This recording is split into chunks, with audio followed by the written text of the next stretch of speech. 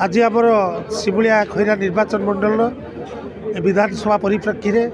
आज आम सिमुलिया एटी हूँ आम कार्यालय उद्घाटन होती ए कार्यालय आमर 4 तारिख पर्यटन चालू रवर्ती समय कंटिन्यू हो पारे निर्वाचन जेकोसी सभा हम जेकोसी स्टेशनारी जेकोसी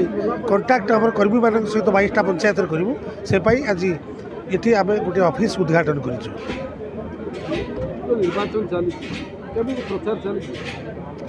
प्रचार बहुत आगे चलती कारण आम मुख्य विरोधी दल जी भारतीय जनता पार्टी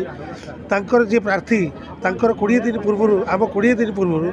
तांकर प्रार्थीत्व घोषणा हवा परे तांकर आज पर्यंत कौन